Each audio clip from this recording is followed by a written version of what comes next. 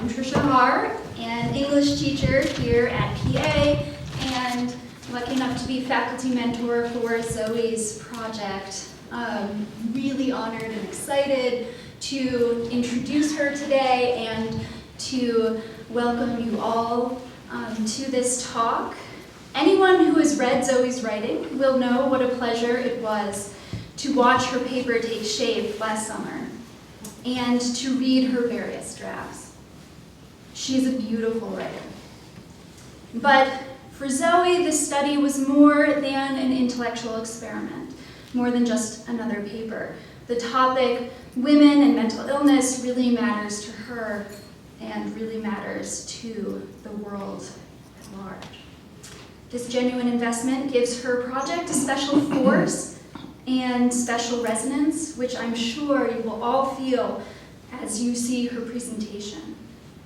For these and many other reasons, Zöe's talk today will offer us a lot to think about as consumers of media, as educators and students, as friends and partners, as parents and children, and as people with our own complicated inner lives. So without further ado, we are all eager to hear Zöe give her talk. Please welcome Zöe.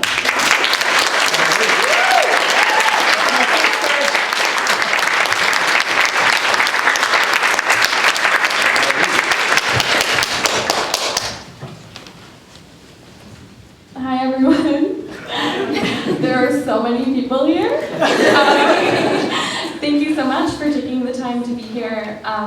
Like Dr. Carr was saying, this project matters a lot to me, and it means a lot to me that you all took the time out of your Saturday morning to be here. So I'm going to get started. So today, as you may have figured out, I'm going to be talking about gendered perceptions of mental illness. So I want to start with Beyoncé. What's worse, looking jealous or crazy? She sings on one of the most popular songs of her new visual album, Lemonade. The song details Beyoncé's invalidation at the hands of those around her. Even though she knows her husband is cheating, she fears she'll either be labeled jealous for speaking out or crazy and paranoid for even suspecting him. The lyric speaks to the weight crazy wields as a way to dismiss women. Mental illness language is widespread and powerful, especially for women. Crazy bitch, crazy ex-girlfriend, hysterical, psycho. These are the tropes and stereotypes that women, both mentally ill and not, navigate. There exists a long and storied history of women with mental illness as figures of our literary and public imagination. You might have read about some of them in your high school English class. There's Ophelia in Hamlet, raving senselessly with flowers in her hair, tragic Dido falling on her sword after Aeneas leaves her, Mrs. Rochester feral in the attic, the protagonist of the yellow wallpaper recovering from her slight hysterical tendency. And unsurprisingly, these images persist today. There's no doubt that women with diagnosed mental illnesses experience serious discrimination and prejudice. In one study, over half of people with mental illnesses reported experiencing discrimination in employment, housing, and interactions with law enforcement. But in this research, I'm also interested in the idea of the crazy woman as a cultural phenomenon that exists separately from any disease. I started this research looking for analyses of the different tropes applied to women with mental illnesses. Yet while I could find plenty of analyses of the tropes of mental illness in general, few considered gender at all. In my own experience, the women coded or explicitly described as mentally ill in media were portrayed in ways that hinged on their femininity and its relationship to their perceived craziness. The men with mental illness I saw in the media were diverse. A Beautiful Mind treats John Nash with dignity. What About Bob is funny but not mocking. Dexter makes a serial killer relatable. Shutter Island's hallucinating Teddy Daniels still gets to be the hero. Crazy men were still people. Crazy women were just magnified versions of other female stereotypes. So there are two big points I want to return to throughout this paper. First is the idea of duality in images of women's mental illness. Elaine Showalter, a feminist literary critic, writes that the dual images of female insanity, madness as one of the wrongs of women, madness as the essential feminine nature unveiling itself before scientific male rationality, suggests the two ways that the relationship between woman and madness has been perceived. So either craziness is a sin of women that demands punishment, or craziness is just woman being woman. So the images you see in my presentation are often contradictory. Second is the idea that these harmful portrayals of women with mental illness serve the patriarchy. Paris O'Malley, a writer on topics related to masculinity and sexuality, writes, at its base, calling women crazy is a way of waving away any behavior that men might find undesirable, while simultaneously absolving those same men of any responsibility. Why did you break up with her? Well, she was crazy. Similarly, in an essay for the Huffington Post, Yashar Ali writes that the fear of seeming crazy renders some women emotionally mute, unable to protest abuse or harassment. So what we have is a culture that for ages has used representations of women with mental illness to silence women's concerns and perpetuate prejudiced stereotypes about mental illness. The primary question of my research is how specifically women and mental illness are portrayed in media in the modern era, and what these portrayals do, and how we can do better. So, to understand why these representations matter, it's important to first understand a little about women and mental illness in the United States. Diagnoses of mental illness have almost always been gendered. In Victorian England, for example, women outnumbered men in asylums almost 2-to-1. Today, 1 in 4 American women receive medication for mental health issues, as compared to only 15% of men. The explanation for this difference remains unclear. One theory says that doctors overprescribe drugs to women, a possible consequence of stereotypes about women's emotional frailty. Alternately, some research shows that women are more likely to seek medical attention in general than men, another potential consequence of gender-based stereotypes. Still another explanation points out that women are much more likely to survive rape and other trauma, leading to higher rates of post-traumatic stress disorder and related disorders. As you can see here, 1/6 of women report being the victim of rape or attempted rape, and 30% of female rape victims report PTSD symptoms 6 months afterwards. The World Health Organization asserts that while rates of overall mental illness are similar between men and women, rates of specific disorders differ significantly by gender. Women tend to dominate diagnoses of depression, anxiety, somatic complaints, and eating disorders. So according to the World Health Organization, a range of diverse nations consistently report that depression, in particular, is twice as common in women than men. They attribute the high rates of depression, anxiety, and PTSD in women to the drastically higher rates of poverty among women, subordination in the workplace, and the impact of gender-based violence. But experiments also indicate that gender biases play a role. When men and women present the same symptoms in experiments, healthcare providers diagnose many more women with depression and many more men with alcoholism. Diagnosis is political, and it remains unclear if these differences in diagnoses derive more from societal factors, like gender-based violence, or from cultural ideas about the specific ways that women are mentally ill. Eating disorders are another highly gendered diagnosis. Only 10% of sufferers of eating disorders are male, though that figure is thought to be underreported. Furthermore, a 2014 study found that eating disorders, histrionic personality disorder, body dysmorphia, and orgasmic disorder were perceived as feminine. Histrionic personality disorder manifests in excessive emotionality and attention seeking. The other disorders all involve the body, self-image, and sexuality. The characterization of these disorders as uniquely feminine reflects a common characterization of women as overly emotional, body-obsessed, and attention-seeking, and women's mental illnesses as extensions of these character flaws. So although medicine is often thought of as an unbiased, hard science, it seems clear that diagnoses and mental health treatment have a complex relationship with gender-based stereotypes and expectations. So, where do people pick up these harmful ideas about gender and mental illness? Given the complicated connections between mental health diagnoses and gender, media images may be a particularly potent source of assumptions and stigma. So in 1990, a national survey found that the overwhelming majority of Americans identified the mass media as their primary source of information about mental illness. Dishearteningly, previous research had established that individuals who received most of their information about mental illness from electronic media were less tolerant than those who received it from other sources. One major source of this information in the media is television. In 2014, the average American watched over 5 hours of TV a day. Moreover, a study published in 2000 found that the more hours of TV participants watched per week, no matter the type of programming, the more negative their views on mental illness. So what exactly are these negative images? How common are they?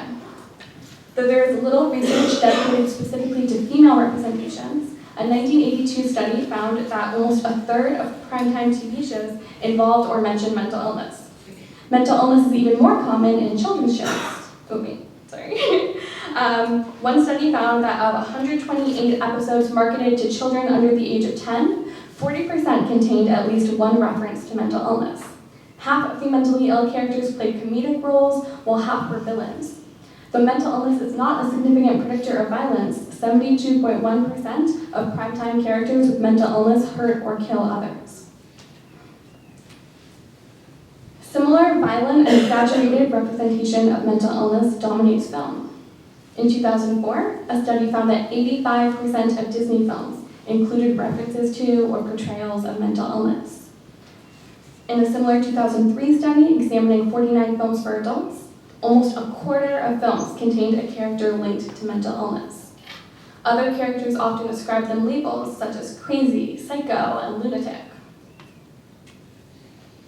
Even in the news, a source often assumed to be unbiased.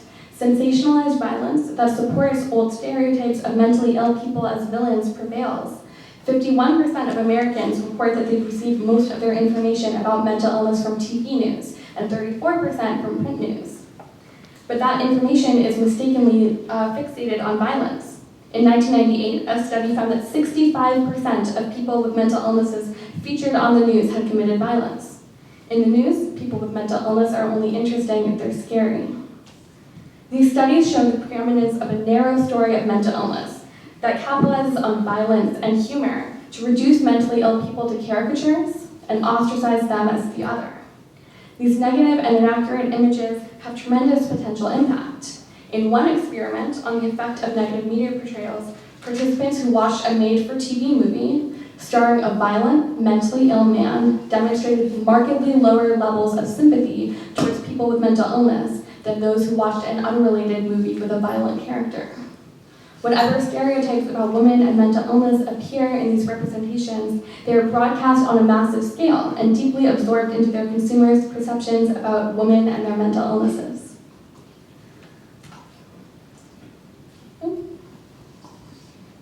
So, we've talked about why representation of women with mental illness matters. Now, let's dig into what these representations actually are. So I'm going to start by talking about eating disorders, which are highly gendered, both in their real demographics and in how they're portrayed in the media.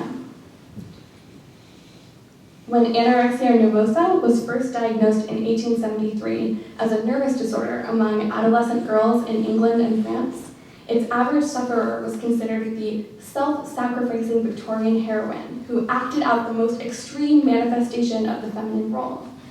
Anorexic girls, in their overt desire to please and to minimize themselves, were if anything considered good examples of Victorian women. Though that characterization has changed, certain threads of it, especially ideas about vanity, fragility, and capitulation to patriarchal standards, continue in modern-day depictions of women with eating disorders. The representation of women with eating disorders continues to meaningfully reflect cultural expectations about what women should be. So, during 1988's Heathers, a dark high school comedy about a clique of popular girls, this exchange takes place. The girls are adjusting their makeup in the bathroom. One of them pulls another into a stall to help her throw up her lunch. The leader of the pack, Heather Chandler, rolls her eyes. Grow up, Heather. Bulimia is so 87. Bulimia in this scene is just an immature trend gone passé, like a pair of unstylish shoes. This is how eating disorders are often represented in modern-day media, as passing teen fads, the product of social pressures and a need for male approval.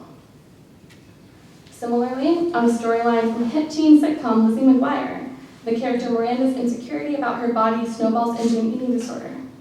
Of course, by the end of the 22-minute episode, her loving friends convince her that she looks good and the disorder disappears. The disorder was just a bad case of insecurity, easily curable. Girls, these characterizations suggest, are delicate and prone to insecurity. Their eating disorders are the natural result, not real problems. This depiction of eating disorders as teen trends continues into the news. In a content analysis published in 2007, researchers found that the vast majority of news sources characterized eating disorders as social phenomena restricted to young white women. Most of the articles focused on celebrities, as you can see here, sensationalizing their bodies and their extreme diet plans. In reality, though social pressures are one contributing factor, medical professionals have established that eating disorders are complex mental illnesses anchored to both genetic and environmental causes, with major health ramifications, including heart failure. But in these news depictions, the eating disorder is just an extension of normal teen girl drama. Viewers pick up on this. In one British survey, around a third of respondents reported feeling that eating disorder patients could pull themselves together and are to blame for their condition. In the media narrative, teen girls are just predisposed to dramatic emotions and obsessions. Eating disorders are just the fads that result from that, not real diseases. While comedic TV shows and movies similarly minimize eating disorders, many take it a step further. They position eating disorders as the punchlines to cruel jokes about women who are vain, vapid, and irritating. For example, in the 2000 film Miss Congeniality, this exchange takes place. A group of models refuse pizza and beer on behalf of a friend because of their high-calorie count. Sandra Bullock's character exasperatedly refutes them. It's light beer, and she's going to throw it up anyway. Similarly, on an episode of New Girl, Jess's annoying stepmother-to-be reveals, "I haven't eaten in 3 weeks. Trying to fit into my wedding dress. Had a dream about a crouton last night." Once more, there's no sympathy, just mockery from other characters that she could care so much. That's the joke, a woman trying too hard. We even see this on Disney Channel shows. So we can watch this scene from the show Shake It Up. How old are you? 13, 14, 15, 16! You're adorable! I could just eat you guys up. You know, if I ate.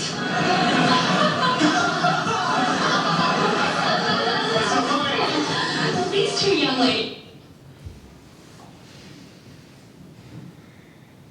So, in all of these instances, girls with eating disorders are annoying narcissists. Their diseases are a source of humor, and so are their feelings, the vanity that their diseases reveal. Accordingly, many references to eating disorders are used more as slang for undesirable personality traits than diagnosis.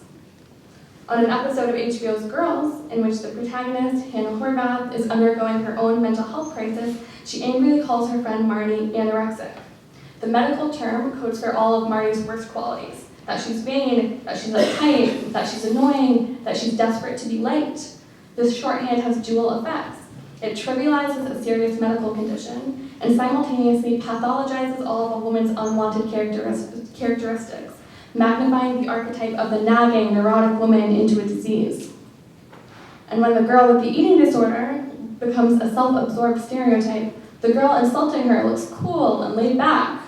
Feminism has largely become mainstream, yet jokes about eating disorders persist as an accepted venue for women to insult other women.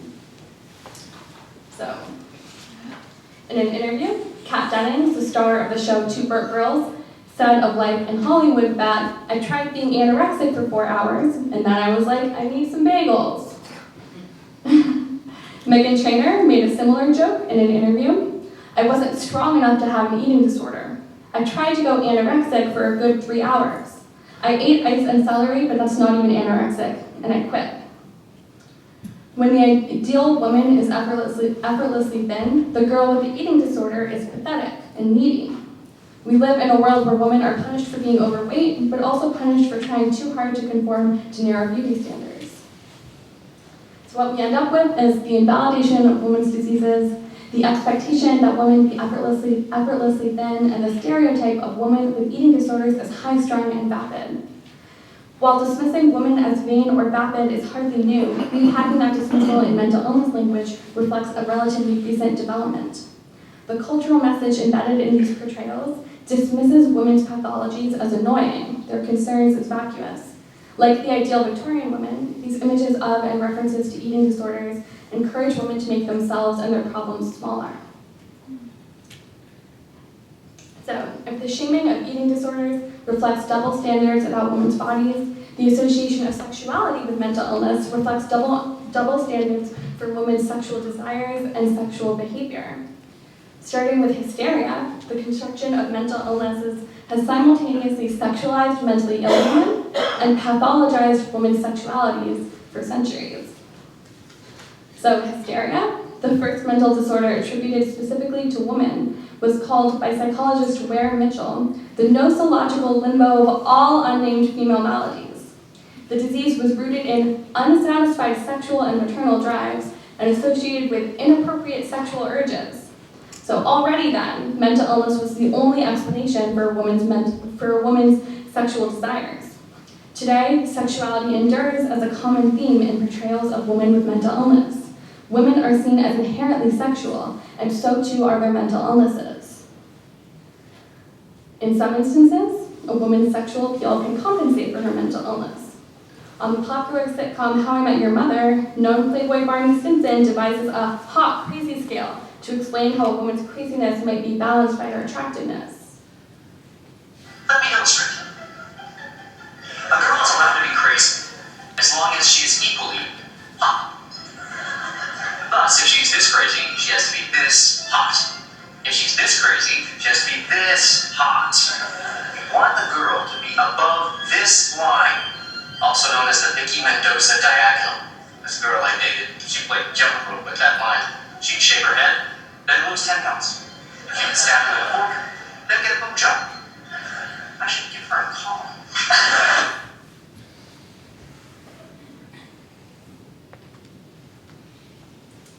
So, in a different episode of the same show, when the protagonist Ted explains to his friends that he's met a girl who might have stalkerish tendencies and admits that she doesn't have enormous cans, Barney replies, "Then what we're saying is she's a crazy stalker bitch and you should run screaming." An unattractive crazy girl is just a crazy stalker bitch. The only way for a mentally ill woman to be worthwhile is to be attractive. Often, these women are depicted as or assumed by other characters to be more promiscuous because of their mental illness.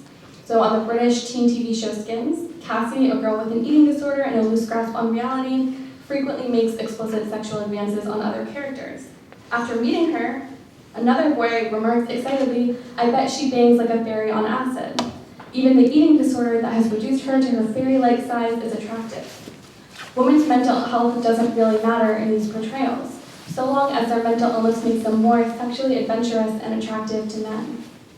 In other instances, women get called crazy because of their sexuality. On 1999 teen comedy drama Freaks and Geeks, one character advises another to move his locker away from that of Psycho Karen, seen here. "I think she's a sex fiend," he says. "What if she comes to school really horny one day?" Her craziness is a natural extension from her sexuality, both examples of how deviant she is. Crazy women, it seems, are attractive so long as they don't have desires of their own. News coverage of women with mental illness likewise attributes mental illness to sexuality. In their analysis of news portrayals of female murderers, a group often lumped together as crazy. The researchers Eastdale et al. Highlight the framing of women who kill as sexual deviants. These women are doubly unnatural, inhuman because they killed someone, and unwomanly because of their sexuality. In their words, the news depicted Rosa Richards, a woman on trial for murdering her infant son, as an unnatural mother, as well as unable to love and sexually promiscuous. After reports that Susan Smith, convicted of killing her children and diagnosed with dependent personality disorder and major depression, had been sexually abused by her stepfather, she was portrayed as a temptress who invited and enjoyed sexual attention. And one news article stated that she had succumbed to her own molestation as a teenager and grew up to become a promiscuous, sexually exploitative young adult. In the media story, even seriously ill victims of childhood abuse are seductresses. Sexuality becomes a disease of its own, Of course, a promiscuous woman would kill her children, it seems. At the same time as these accounts of crazy women shame and villainize women for their sexuality, they stress women's appearance and sex appeal, like in the characterization of Amanda Knox as Foxy Noxy. Coverage of Santa Solanpa, who went into a club and killed 3 men, highlighted details of her body movement, her facial expression, her clothing, her hairstyle, her makeup. Mentally ill women in these images are evil when they pursue sex, but interesting when they invite it. News sources and perhaps their consumers are much less interested in the complex motivations behind these women's crimes or the crisis of mental health care around the world than they are in making these women sexy. So, to return to Elaine Showalter, women within our dualistic systems of language and representation are typically situated on the side of irrationality, silence, nature, and the body, while men are situated on the side of reason, discourse, and the mind. The sexualization of women with mental illness is a double whammy of dehumanization, fixing women as inherently crazy and inherently of their bodies. Sexuality is always the answer, both symptom and cause. Women who are too sexual are punished by mental illness language, and women are reduced to their sexuality. Their illnesses, their function in society all revolve around it. So the flip side of the bad, slutty, crazy woman, shamed and exploited for her sexuality, is the tragic, sad woman, rewarded for her relative virtue. The tragic romantic narrative of mentally ill woman tracks all the way back to popular icons of female pain like Dido and Ophelia, scorned women driven to suicide by their callous lovers and their own sensitive natures. Depictions of their mental illness use turbulent emotions both as diagnostic criteria and examples of women's inherent instability. And they draw on the audience sympathy to exploit these portrayals, aestheticizing these women and turning them into sob stories. Eastiel et al. Define this as the sad characterization of women who kill. One such sad woman appears in Dennis Lehane's 2010 Shutter Island. Even though the protagonist, Teddy, kills his manic depressive wife for drowning their children, the film depicts her sympathetically. You see her like you do here, with Teddy holding her and kissing her in a floral dress. Before her illness, she fulfilled all the requirements of a good wife, feminine and compliant, and she's rewarded even after committing murder with kind representation. There's a note of condescension in the sympathy awarded to these women, an implication that they just couldn't help themselves, that alludes to perceptions of women as inherently frail and helpless. They're just women, it seems, unable in their volatility to stop themselves even from killing their children. When sad women aren't hurting their children, they're often seen hurting themselves. Like with hypersexual women, their mental illness revolves around their relationship with men, whether those men are the triggers for their illness or the saviors. The show Skins, that I mentioned before, is a particular repeat offender. As previously mentioned, Cassie struggles with an eating disorder, which revolves around the men in her life. Her attraction to love interest Sid starts when he tells her that even if no one else cares about her disorder, he does. When he cancels on a date with her, the following conversation happens.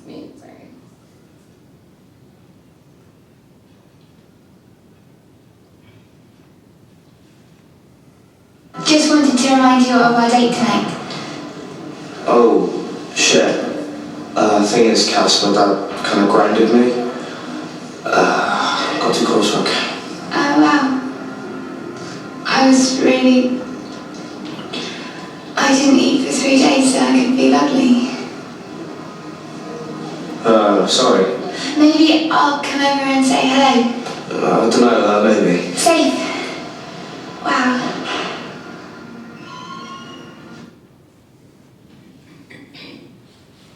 In this relationship, a man is the major impetus for Cassie's illness and for a later suicide attempt, in a way that's almost construed as romantic, a love worth starving for.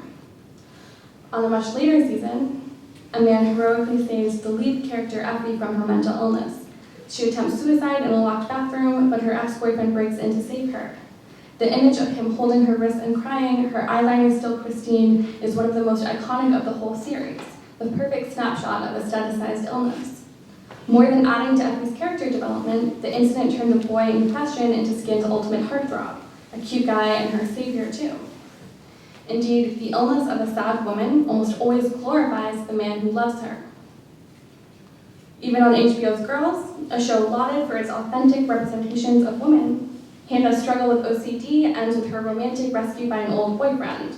Locked in her room, hiding under her bed from her visiting friends, and unable to hear clearly because of a self-inflicted Q-tip injury, her breakdown has reached new depths. But when she accidentally video calls her ex-boyfriend, he realizes something is wrong. He runs shirtless across New York to her apartment. So we can watch what happens after that.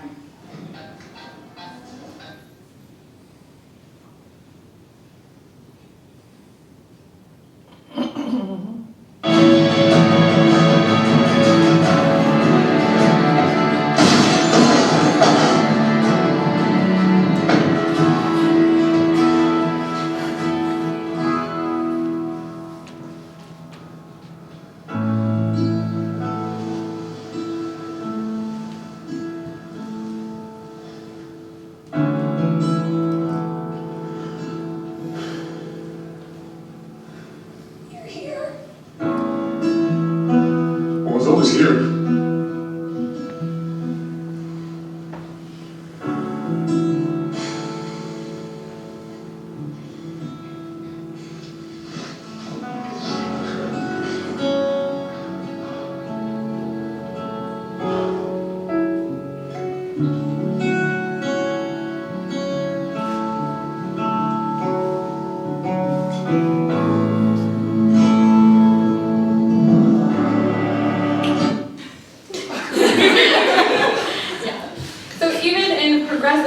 Radical representations of women, this is how we see women with mental illnesses, as people who need to be saved.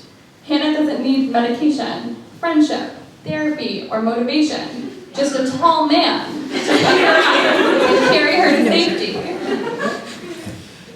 In these portrayals of women and the men who save them, illness makes men noble and women powerless.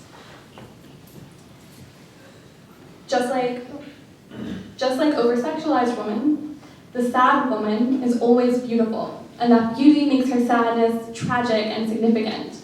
Ugly women who hurt themselves don't deserve tragedy. In Heathers, for example, when the overweight Martha Dunstock attempts suicide, which is the character shown here, she's relentlessly mocked. On the other hand, at beautiful Heather's funeral, Veronica observes, "Suicide gave Heather depth. Suicide turns beautiful women into iconic love stories, and ugly women into jokes."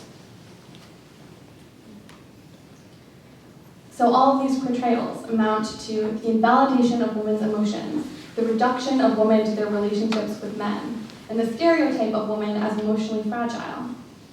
Susan Sontag writes that sadness made one interesting. It was a mark of refinement, of sensibility, to be sad. That is, to be powerless. Media favors its mentally ill woman beautiful and powerless.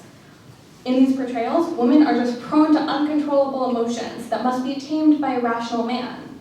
When mental illness stops being beautiful and convenient to men, it starts being yet another joke about women as neurotic, over-emotional, and performative. If you want your mental illness taken seriously, these patterns imply put a man at the center of them and make your illness beautiful, subtle, and tragic. So finally, the ideas of the crazy ex-girlfriend and the psycho bitch lie at the intersection of so many tropes about mental illness casually used to demean, dismiss, and humiliate women. Invoking crazy ex-girlfriend often includes nods towards women's hypersexuality, their general irrationality, and the overabundance of emotions, as well as an obsession with men and romantic relationships. This is a real article from the website Ask Men. And it gives the really helpful advice that firecrackers don't behave like regular women. Normally, a man can light up a woman's passion, much like a candle, and let her flame burn slowly. But firecrackers are different. As soon as a man lights their fuse, they'll blow up right in his face. So these so-called firecrackers appear often in our movies, especially in the portrayal of kind of female psycho killers. These figures frequently draw on the fear of the wronged or obsessive ex-girlfriend. In these films, the women are obsessed beyond reason, and they make innocent men their victims. These films are everywhere, but Fatal Attraction is maybe the most famous. So these are two images of kind of the different parts of Fatal Attraction. So in this movie, if you haven't seen it, I'm definitely going to spoil the whole thing right now. The protagonist is an all-American father and husband. He's happily married, his name is Dan Gallagher, but he has a weekend affair with a charming woman named Alex Forrest, the woman in both pictures. But after he tries to end the affair, she refuses to let him move on. When he tries to go back to his family and his life, she cuts her wrists, trying, it seems, to make herself a good, sad girl. Her attempt works momentarily, but he loses patience as she demands more attention. She shows up at his office. She calls him at work and home. She confesses she's pregnant and pushes him to take responsibility for the child.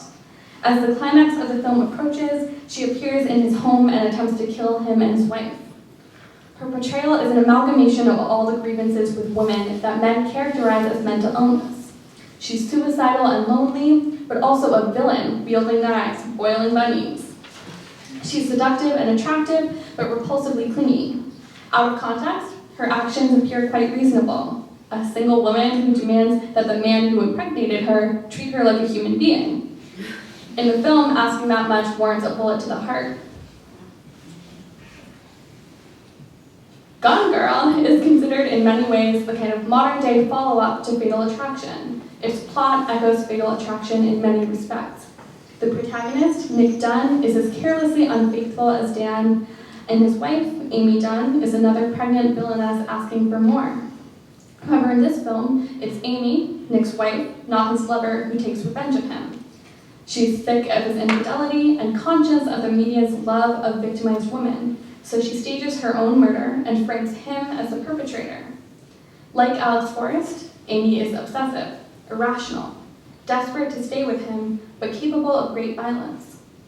But Gone Girl is more complex and provocative than Fatal Attraction, studded with moments of critique, like when Nick's sister proclaims, "Everyone knows that complicated is a code word for bitch."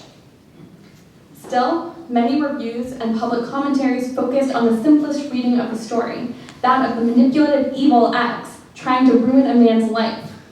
Vulture commented, "Amy is a real grade A bitch. Horrible, a truly legendary piece of work." That seems to be her greatest offense. Not that she's a lying murderer, but that she's a bitch. Other crazy exes, even those who aren't murderers, are still shown as bitches. In the How I Met Your Mother plotline I talked a little bit about earlier, Ted's crazy ex, Jeanette, pillages his apartment after finding spam about porn in his email. She locks herself in his bedroom when he breaks up with her. Then she seduces him again, because, after all, what's a crazy girl if not hot? Then she sets out fireworks in his apartment, like you can see here. The crazy ex is irrational and violent, but hilarious. She's just a punchline and a half-hearted justification for men to antagonize women. Though in reality, women are by far the greater victims of domestic violence, the crazy ex-girlfriend myth suggests a mythical world where men are constantly pursued by desperate, violent women harassing them. Even when these irrational, violent, sex-hungry women aren't exes, they're still crazy. On Freaks and Geeks, for example, two of the freaks, Kim Kelly, shown here, and Karen Scarcoli, are dubbed psychos.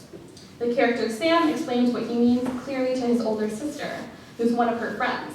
Well, they're violent. They run around the school being evil. But Lindsay herself explains the problem with this characterization of the girls. She's just different, she says. Just because a girl speaks her mind, it doesn't mean she's a psycho. Crazy women refuse to perform feminine correctly. They aren't quiet or subservient, and we call them crazy for it. On the sitcom Scrubs, Carla, the character shown here, starts confessing to her friend JD all of the complex, erratic emotions she can't tell her husband for fear he'll call her crazy. This is how the show chose to portray that moment. Being complicated, like Gone Girl points out, really just means being crazy. Crazy women have large and difficult emotions, and they articulate them to the men around them. Men who quickly decide that what they say doesn't matter and try to shut them up, like Dan Gallagher. Furthermore, crazy becomes an easy way to dismiss women and their thoughts. Representations of the crazy ex promulgate other harmful stereotypes of women as men-obsessed, volatile, emotional, and lying. but they also demonstrate the way that women are routinely dismissed in language that has taken on disturbing authority. However, there is still hope. If negative representations of women with mental illnesses hold such sway, it's not unlikely that positive representations can sculpt public opinion in the opposite direction. The researchers Corrigan and Watson identify 3 tactics to combat stigma: protest, education, and contact. They note that contact in particular seems to be effective for changing individual attitudes, which makes sense. It's easiest to understand someone when you actually know them, when you see them. It seems that positive and progressive representation of women with mental illnesses in TV, film, and news, guided by these individuals' own voices, could potentially approximate contact and reduce stigma. So Crazy Ex-Girlfriend is a romantic musical comedy that premiered in 2015. And it kind of explains the fact that despite its name, it's a feminist show in the intro. The lead argues that Crazy Ex-Girlfriend is a sexist term, and that her situation is a lot more nuanced than that. But the show, at least in part, fulfills its premise. Rebecca is a pitch-perfect, crazy ex. She's depressed and exhausted from her job as a New York lawyer, but she sees a chance at escape when she runs into her summer camp ex-boyfriend, Josh. He tells her he's moving back to his hometown in California, and she impulsively quits her job and moves across the country in a move that recalls Alex Forrest. In another show, this could become a point of mocking. Look at the stupid, crazy girl, so obsessed with a guy. But on Crazy Ex-Girlfriend, Rebecca's perspective is used to explore the rationale behind her decision. Rebecca isn't crazy just because of her feelings for Josh. She also suffers from anxiety and depression, unbeknownst to most of her new friends in California. This is one scene after she kind of relapses with her depression. After moving, she dumps all of her medication down the sink, thinking that everything is going to be so much better. And afterwards, she listens to a voicemail from her overbearing mother. "I hope this isn't another stunt like your big suicide attempt in law school," her mother says. "You didn't even break the skin, and you inconvenienced a lot of people." Here, critically, the show alludes to one of the recurring judgments used to shame women with mental illnesses, that their problems aren't real, that their pain is performative. Crazy women don't even break the skin, they're just trying to get attention, and they don't care whom they hurt or inconvenience with the size or gravity of their emotions. When Josh moves in with his girlfriend, Rebecca spirals into depression again. Unable to convince her new therapist to prescribe her new medication on short notice, she doesn't know what to do. Unlike in other media depictions of women with mental illness, Rebecca's depression isn't pretty or easy. And in the end, it isn't any of her love interests on the show that save her, but an agreement to start seeing her psychologist regularly. There are moments of critique folded into the show's dialogue. Rebecca is a Harvard-educated feminist, and she's aware of the sexist and ableist connotations of mental illness language. But the show's critique and subversion of usual tropes about crazy women also comes through in its dedication to letting viewers see things through Rebecca's eyes. Rebecca demands complexity, attention, and empathy, which, according to the people around her, is too much to ask. After all, asking for respect and understanding got Alex Forrest murdered.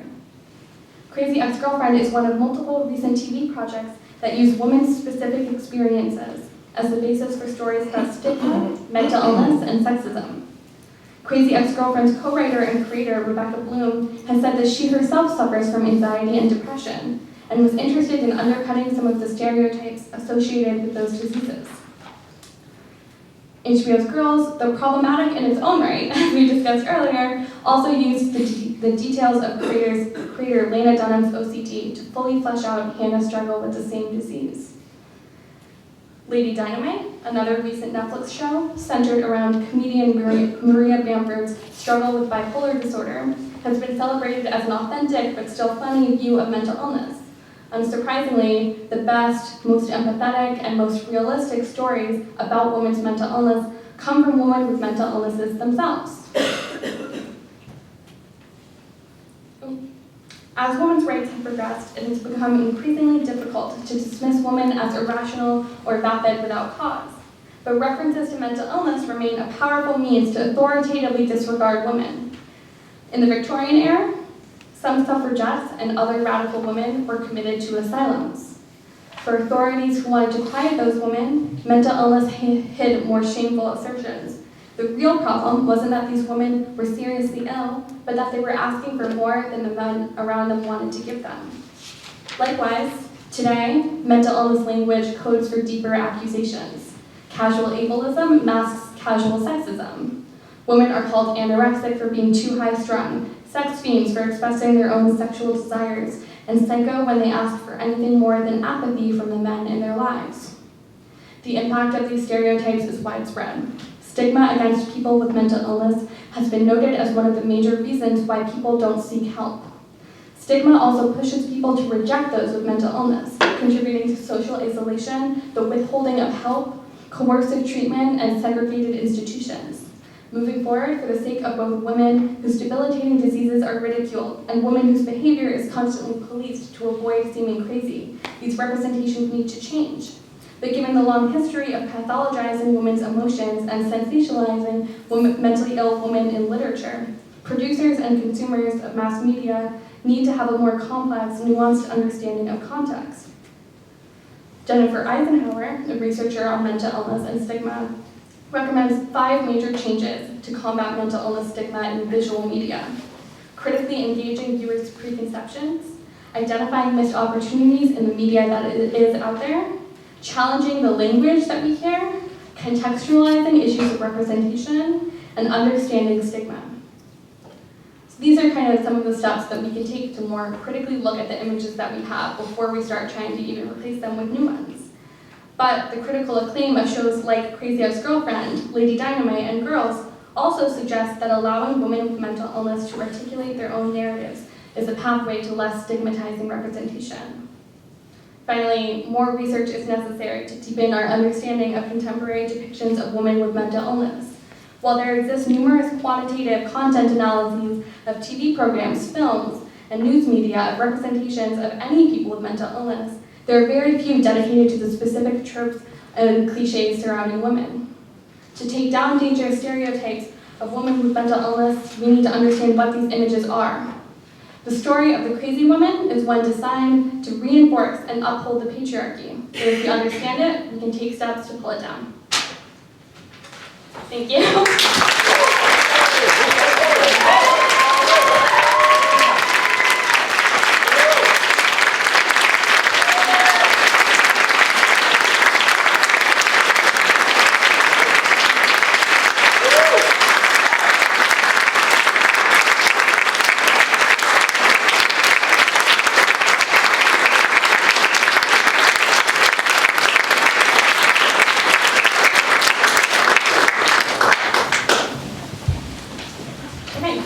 Now we have some time for questions, or if anyone has any thoughts. Yeah, and also, so kind of the outline for the rest of the afternoon, if you don't have time to stay, that is totally fine. But if you do, after the kind of like Q&A part, there are going to be some like small group discussions based on some actual videos from the media I discussed, and then after that, a panel with several students. Sounds good to y'all.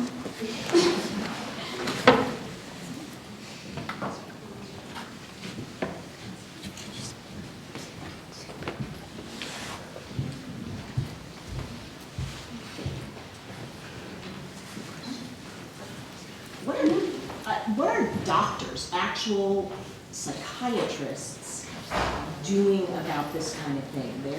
They're the ones who can diagnose, they can treat you, but I don't hear their voice. I mean, I think that's one of the really big problems, is that when I was doing research, one of the kind of first things that like made me really like upset and like feel really strongly about this was that study that I mentioned, where they found that in experiments, if you tell a doctor, okay, here's a woman with these symptoms, and you tell more doctors, here's a man with these symptoms, they'll say, okay, the woman is depressed, and the man is an alcoholic. So we have these very specific ideas about like what makes women mentally ill, and it's really hard for people to get past that, especially when you're a medical professional, you're an authority. But we still have these implicit biases that we hold that are really difficult to get rid of. And I think what I saw when I was trying to do more research after finding that was a lack of like pressure and a lack of desire in the medical community to like move past that, especially like with like male doctors. because I think it's really hard for us to question our own like implicit biases that we pick up in all the media we consume. So that's what I saw. Another large category of diagnosis regarding women is borderline personality disorder. And the fact that currently there's no kind of help for both women who are diagnosed with borderline. Could you speak to that? Yeah, absolutely. So I didn't have all that much time in my presentation to address borderline personality disorder specifically, but I know that in my paper I wrote some about like Girl Interrupted, which is supposed to be a representation of women with borderline personality disorder. And I think what we see in the portrayal and the kind of public understanding of that disease is this whole idea that women are just like so crazy and irrational, and like that's what borderline personality disorder is, which is a really limiting view. And I think makes it like that's a very particularly stigmatized disease, and I think it intersects with the stigmatization of women in a really powerful way. I think like that's a disease that is very particularly difficult for women to get help from, and that we have a very limited understanding of. When you were looking at the TV shows about with these disorders, how many did you ever see therapists in these shows? Like, did you ever actually see scenes where they like sat down with a therapist and do these like therapists and psychiatrists reflect these biased reviews, or like kind of play into the you're crazy and there's no help for you? Okay, so like in the like not the like positive representations, just like the other things. Just any representation, really. I think the main place where I saw like therapists playing a role was in like more progressive, more recent, and like more positive portrayals of women with mental illness, which I think is like a really good thing. Like on Girls, there are a lot of scenes where Hannah is having like meetings with her therapist, and you see both that therapy is important and helpful, but also that it's not like gonna fix you. It's not like gonna cure everything immediately in 1 second. Lady Dynamite does a similar thing with Maria, kind of like dealing with her diagnoses and dealing with her illness and the role that therapy plays in that. And so does Crazy Ex-Girlfriend. Like I said, that's like a whole like plot point is the fact that she realizes she needs help, starts seeing a therapist, gets better. And so I think that's where I saw most of the kind of like best and most realistic representations of therapists in these films. No? Yeah, I'm just wondering, because I've been thinking about putting this into like my own life and how I see these play out, like not on the daily, but pretty regularly. So I was just wondering if you could speak to that a little, like how in regular conversation these perceptions of women's mental illness might play out. Yeah, I think as part of my research, I kind of read several articles on the whole idea of like calling women hysterical, which I think is like one big example of the way that like this comes out in just like everyday speech, just like calling a woman hysterical, like saying someone was like hysterically crying. But also, I mean, I think all the time I hear people saying, wow, that girl was crazy. Like I do that all the time myself. Saying that someone was like acting crazy, and I think it's really important to A, critically reassess why we're using that language at all, why we're using like language that really stigmatizes people with mental illness in our everyday lives, and what are alternatives that we can use. And that's hard. Again, it means questioning our implicit biases, questioning our habits, taking real steps in our everyday lives. But I think it's really important. And then also like critically assessing like the ways in which we use that language, because we do use crazy and hysterical more to describe women than to describe men, and like why is that, and what are the consequences of that? I think that is a question that kind of everyone has to grapple with on their own, and I know that like I don't know, with my own friends and my own life, that's something that I've had to deal with. Diva. So I was wondering if you did any research on representations of like crazy women in horror movies, like for example Carrie or that sort of thing.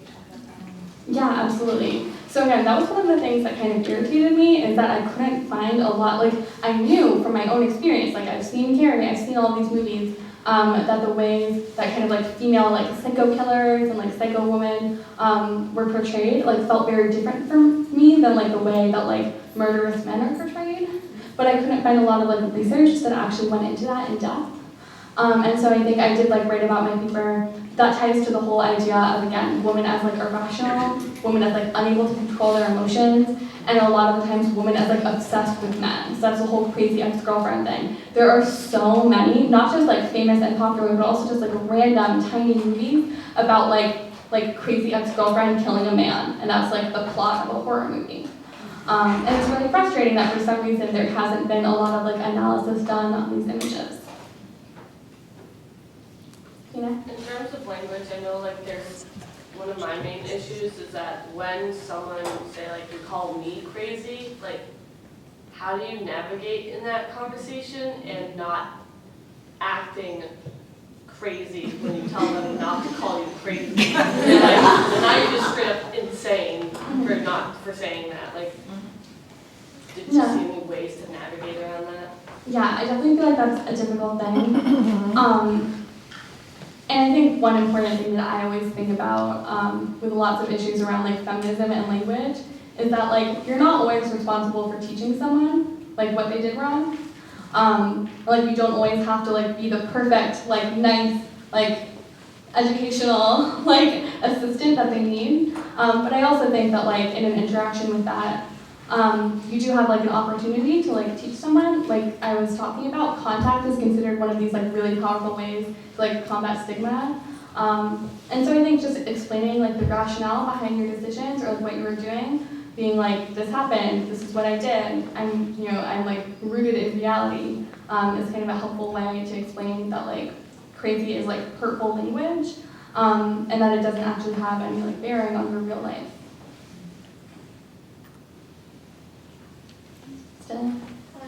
How do you view like shows that depict girls as really dramatic? Kind of girls like shows like Gossip Girl or something like that. That's like, they're not being called crazy exactly, but it's just like, oh, girls are so dramatic. You know, they're like overzealous about things. Yeah, I think that totally plays into it. And again, I think like shows like that kind of prove the fact that this imagery is everywhere, even if it's not explicit. The idea that women are just like so like hysterical, so like emotional, contributes to the idea that like women's emotions and problems aren't real. And that's what mental illness language does too, right? That's just on a bigger scale, being like, okay, your disease isn't real, and so none of your feelings are real.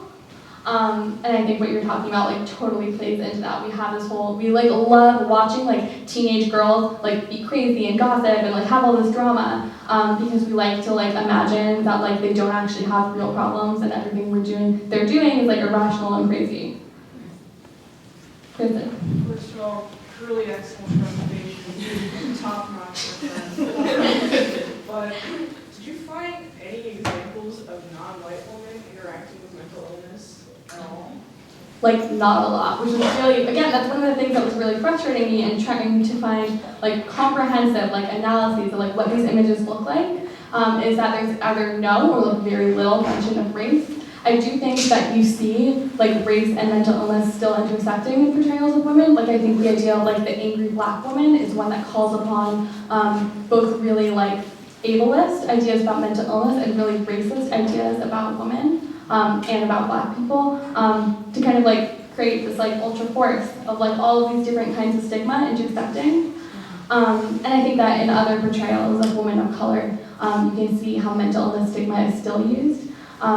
But I wasn't able to find like really comprehensive research on that.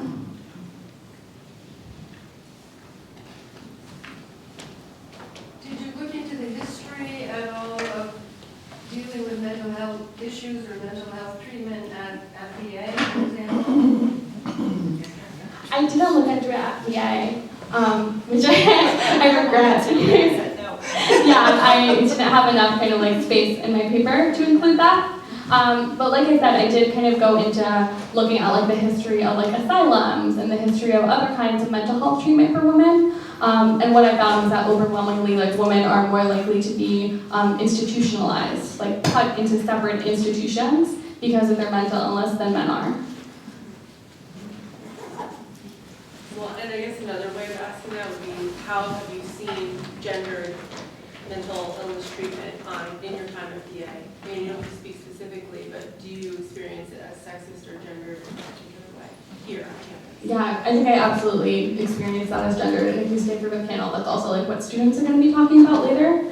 I think, I don't know, we talk a lot about the ways in which we often kind of cover up women's like mental health problems. Like I know one of the things that I talk a lot about with my friends is this whole idea that when men at the school like leave or get kicked out, often because of like drugs or other kind of mental health related issues, their friends kind of celebrate them, right? They make a big deal out of it. There's lots of like posting on social media about it.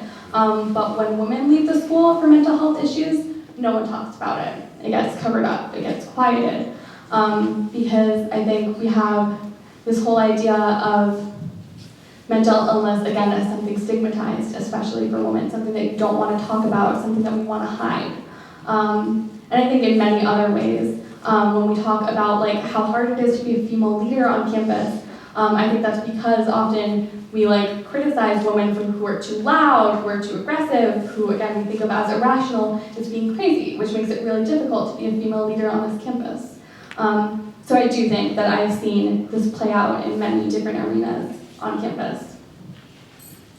Did you take a look at any of the neurobiology behind this? I just went to a lecture the other night by Francis Jensen, head of neurology at Penn, who wrote The Teenage Brain. Did you happen to read that? I did not. You read it. So it's just very interesting. It's like teenagers. They say up to age 30, the prefrontal cortex, which like gives you like executive functions. Like maybe I should do this risk-taking behavior, this emotional outburst. It's like this is biology. And as a parent, well now like 30-year-olds, it's like oh that's what that was. And something it's like, and I'm sure all your teachers know this too. It's like oh kids will be kids, but you know it's like. She talked about giving a prefrontal cortex assist to teenagers and 20-somethings because they know not what they do. And to save them from themselves. I thought it was fascinating.